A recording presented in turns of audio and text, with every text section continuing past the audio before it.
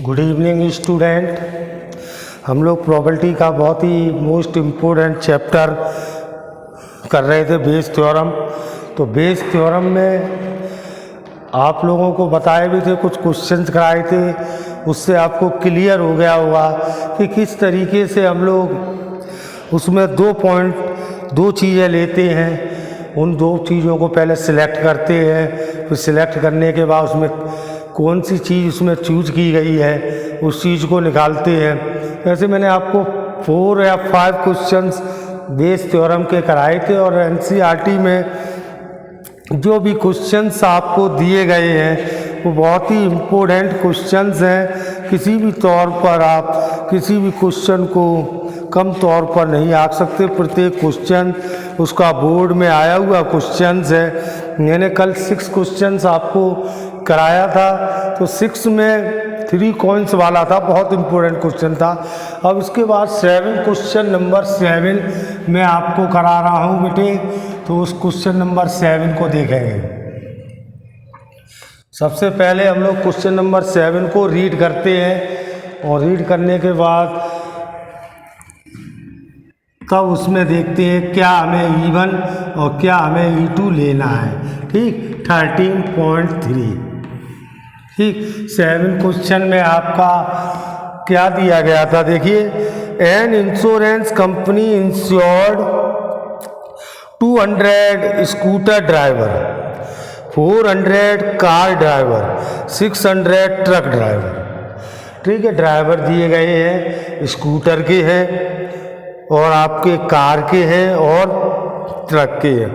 The probability of an accident, उनके किसी भी स्कूटर ड्राइवर हो, चाहे कार ड्राइवर हो, चाहे ट्रक ड्राइवर हो, उनकी प्रोबेबिलिटी दे रहा है एक्सीडेंट होने की 0.01, 0.03 एंड 0.15। ये एक्सीडेंट होने की प्रोबेबिलिटी दे रहा है कि स्कूटर का ड्राइवर है, उसका जो एक्सीडेंट होते हैं उनकी प्रोबेबिलिटी क्या है 0.01, और जो कार के ड्राइवर हैं उनके 0.03 और 0.5। One of insured person meet with an accident, यानी ये एक्सीडेंट वाला पर्सन आकर कंपनी में मिला, विद एन एक्सीडेंट वाला आता, इसका एक्सीडेंट हो। What is the probability that is scooter driver, कि वो स्कूटर ड्राइवर हो। तो यानी कि हमारे 3 चीज़ें मिल गई। तो 3 चीज़ें में आप लोग 3 चीज़ें लेट करिए, तो उसमें क्या आएगा, E1 आपने नोट कर लिया, event of scooter driver, event of scooter driver. E1 को क्या डिनोट किया, event of scooter driver, scooter driver. ठीक है बेटे, E1 आपने इसको लेट कर लिया। E2 आप लेट करेंगे event of car driver, car driver हो सकता है। ठीक, E3 जो है ट्रक ड्राइवर, तो आप event of truck driver, truck driver. ठीक है बेटे, तो तीनों ड्राइवर हमने ले लिए। तो पहले हमने बताया था इनकी प्रोबेबिलिटियाँ निकालते हैं। अगर कार स्कूटर का ड्राइवर है तो स्कूटर के कितने ड्राइवर थे बेटे, 2000, और टोटल आपके कितने थे बेटे, टोटल आपके थे 12,000 थे। तो सब ड्राइवर मिलाकर कितने थे, 12,000। ठीक है बेटे, 12,000। तो प्रोबेबिलिटी हम लोग निकाल सकते हैं। तो ये कितनी आई, 1/6। ऐसे ही कार ड्राइवर की निकालेंगे बेटे, तो कार ड्राइवर हमारे पास कितने थे, 4,000। तो 4,000 अपॉन टोटल ड्राइवर कितने थे, 12,000। तो ये आ गई हमारी 1/3। ठीक, सिमिलरली इसी तरीके से ट्रक के कितने थे आपके ड्राइवर, तो ट्रक ड्राइवर आपके थे 6,000। तो 6,000 अपॉन 12,000, ये 3 ड्राइवर थे, 1/2। ये तीनों ड्राइवर्स की प्रोबेबिलिटी निकल आई। अब ए इवेंट मानेंगे event of accident driver, accident driver. अब एक्सीडेंट ड्राइवर में कौन सा हो सकता है? पहले केस में देखें, एक्सीडेंट हुआ हो और स्कूटर का ड्राइवर हो, कितनी प्रोबेबिलिटी दे रहा है उसकी? 0.01, 0.01। और बेटे एक्सीडेंट वाला ड्राइवर हो, कार का हो, उसकी प्रोबेबिलिटी क्या दे रहा है? 0.03, 0.03। और बेटे ट्रक का ड्राइवर हो और एक्सीडेंट हुआ हो तो वो कितने हैं? PA/E3 = 0.15। ये तीनों प्रोबेबिलिटी दी गई है बेटे। तो इन्होंने प्रोबेबिलिटी पूछी क्या गया है? जो एक व्यक्ति जो इंश्योरेंस कंपनी में जाके मिला है एक्सीडेंट वाला, तो वो कहते हैं प्रोबेबिलिटी निकालो कि वो स्कूटर ड्राइवर हो, यानी प्रोबेबिलिटी उसकी पूछी है स्कूटर ड्राइवर की। तो इसका मतलब हमसे क्या पूछा है? E1/A, ये हमसे इन्होंने पूछा। अब फार्मूला भी उसी तरीके से लगेगा, P(E1/A)। हमने कहा था जिसकी प्रोबेबिलिटी होती है वो प्रोबेबिलिटी ऊपर आती है, तो स्कूटर ड्राइवर की प्रोबेबिलिटी, स्कूटर ड्राइवर के एक्सीडेंट होने की प्रोबेबिलिटी।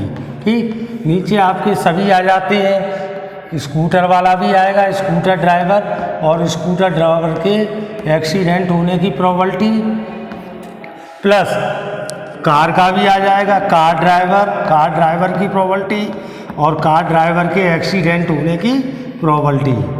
नीचे आपका ट्रक का भी आ जाएगा, PE3, ट्रक ड्राइवर और ट्रक ड्राइवर के एक्सीडेंट होने की प्रोबेबिलिटी, PA/E3।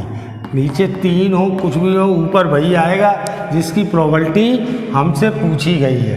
PE1 आपने निकाला था 1/6, PA/E1 आपका कितना दे रहा था? 0.01 अपॉन यहाँ पर 1/6, 0.01 प्लस E2 कितना दे रहा था बेटे? 1/3 इंटू PA/E2 कितना दे रहा था? 0.03 प्लस ट्रक ड्राइवर का कितना दे रहा था? 1/2 और ट्रक ड्राइवर की प्रोबेबिलिटी कितना दे रहा? 0.5। इस चीज़ को हम कैलकुलेट करेंगे। आप अपने ही तरीके से कैलकुलेशन को करें। ये हम तो पॉइंट हटाकर कर रहे हैं, तो ये हो गया 600, इसका पॉइंट हटाया 1/600, इसका पॉइंट हटाया 3/, इसका पॉइंट हटाएंगे 3/300। ठीक है बेटे, इसका पॉइंट हटाएंगे तो 15/200। ठीक, इसको हम कैलकुलेट करेंगे। जो भी आपकी कैलकुलेशन है 1/600 और यहाँ पर आपने 600 LCM लिया तो 1 + 2 6 और जी हो गया 345। 600 से 600 तो ये आपका 1/52 इसकी प्रोबेबिलिटी हमारी आ गई। समझ में आया? तो इस तरीके से हम लोग क्वेश्चंस को करते हैं। जो क्वेश्चन आपको कराया गया है ये भी बोर्ड में आ चुका है। NCERT का प्रत्येक क्वेश्चंस बेस थ्योरम का बोर्ड में आ चुका है। ठीक है, तो इस तरीके से हमने 7 क्वेश्चन आपको कंप्लीट कराया। अब आप क्वेश्चन नंबर 8 को देखेंगे। ठीक है, क्वेश्चन नंबर 8 देखेंगे। उसमें क्या कहा गया है उसकी लैंग्वेज को हम लोग रीड करेंगे। उसकी लैंग्वेज में किस तरीके की बात कही गई है ये चीज़ें हम लोग देखेंगे। देखिए नेक्स्ट है, क्या कहा गया है? A factory has 2 machine A and B। देखिए factory has 2 machine A and B past record shows that machine A produce 60% items of output और 40% बी मशीन, यानी ए मशीन से जो भी प्रोडक्शन हुआ है वो 60% है और बी मशीन से जो प्रोडक्शन हुआ है वो 40% है। Further 2% items produced by machine A और 1% produced by machine B were defective, यानी मशीन ए से 2% डिफेक्टिव आइटम आया है और मशीन बी से 1% आया है। All of the items are put into the stock pile and then one item chosen at random, एक आइटम निकाला गया है and found to be defective, defective आया है, तो प्रोबेबिलिटी निकालो कि वो मशीन बी से हो। देखिए मशीन बी से हो तो प्रोबेबिलिटी मशीन है, तो हम लोग क्वेश्चन नंबर 8 को देखेंगे। इवन मान ले रहे हैं, इवेंट ऑफ, एक ही लैंग्वेज में लिखेंगे, event of machine A, machine A. हमने इवेंट मान ली मशीन ए की, इवेंट क्या मान ली हमने, मशीन ए की, ठीक है, मशीन ए की। और तो E2 मान ली हमने मशीन बी की, E2 इज इक्वल टू हमने मान ली event of machine, machine B, machine B, ठीक है बेटे। तो इसकी देखिए प्रोबेबिलिटी निकाल लेंगे। E1 से आपका कितना प्रोडक्शन आ रहा था, 60% मीन्स 60/100, यानी 6/10, ठीक है। और E2 मशीन से कितना आ रहा था प्रोडक्शन, यानी कि 40%, 40% का मतलब 40/100, यानी कि 4/10, ठीक। अब उन्होंने एक डिफेक्टिव आइटम निकाला है, तो ए इज इक्वल टू कौन सा आइटम निकला है, जैसे रेड बॉल निकलती थी ऐसे इसमें आइटम कौन था, event of defective items, defective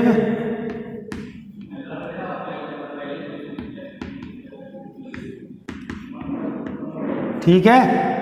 तो अब देखिए पहली मशीन से डिफेक्टिव आइटम निकले, डिफेक्टिव आइटम हो मशीन ए से हो, कितना दे रहा था 2%, उसमें कहा था 2%, 2% का मतलब ये हो गया 2/100, ठीक है।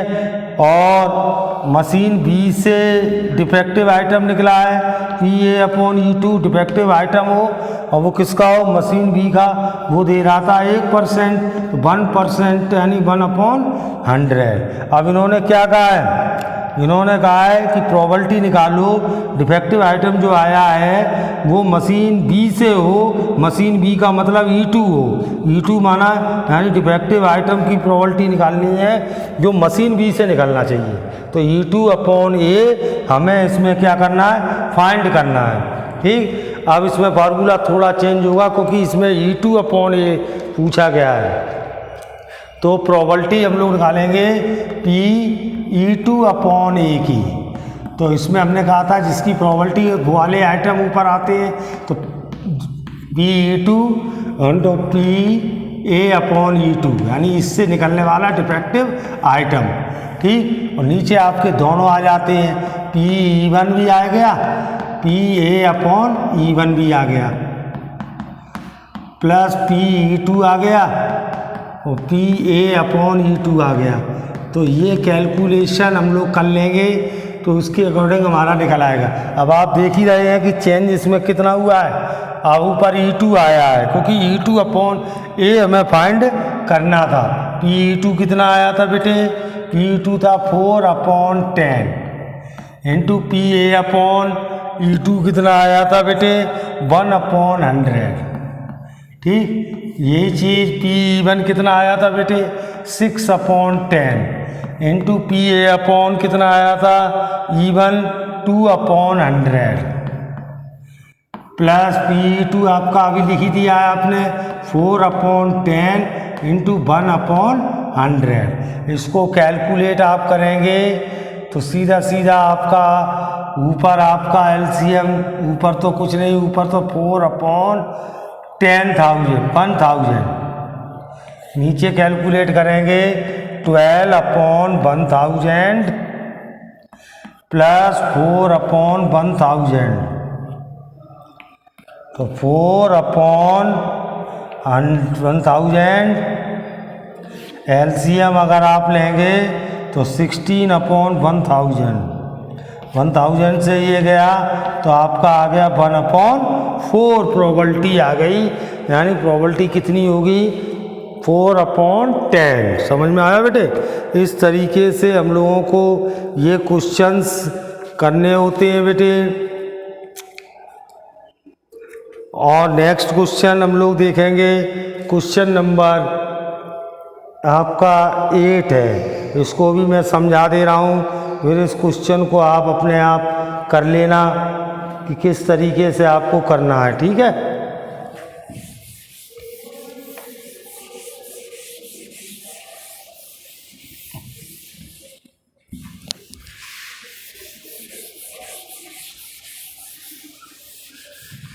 क्वेश्चन नंबर 8 देखेंगे हम लोग, 9 सॉरी, क्वेश्चन नंबर 9 में 2 group of competing position of the board of director of corporation, 2 group हैं। The probability that first and second group will win are the 0.6 0.4। First group wins the probability introducing a new product बनेगा 0.7, corresponding probability of 0.3 second group wins. Find the probability that new product produce, नया product produce होना चाहिए और second group से हो। तो हम लोग क्या करेंगे, ग्रुप से ही पूछा है तो E1 is equal to event of group first, event of group first यानी फर्स्ट ग्रुप है। E2 हमने मान लिया event of group second, event of group second यानी कैसा हो, सेकंड ग्रुप हो, ठीक। आपका देखा ही है आपने, प्रोबेबिलिटी दे रहा है फर्स्ट ग्रुप जो जीतने की, जो फर्स्ट ग्रुप का probability of first and second group will win, first group की कितनी दे रहा है 0.6 और सेकंड ग्रुप के जीतने की प्रोबेबिलिटी कितनी दे रहा है 0.4। कितनी हो गई, वो तो 1 में से माइनस कर दो, नहीं भी दी होती तो 0.4। अब ए मान लो event of new production, event of new product जो लॉन्च करेगा, पहला ग्रुप करेगा कि दूसरा ग्रुप करेगा, न्यू प्रोडक्ट जो लॉन्च करेगा तो न्यू प्रोडक्ट लॉन्च करे पहला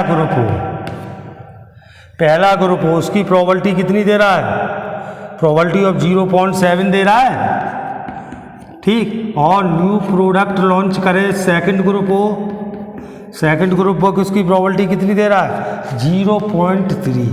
अब इन्होंने कहा है कि प्रोडक्ट न्यू हो और वो सेकंड ग्रुप से किया गया हो, यानी प्रोडक्ट तो न्यू हो और सेकंड ग्रुप से E2/A हमें फाइंड करना है। सेम उसी तरीके से है जो फार्मूला अभी लगाया था, वही फार्मूला आप लोग अभी लगा देंगे।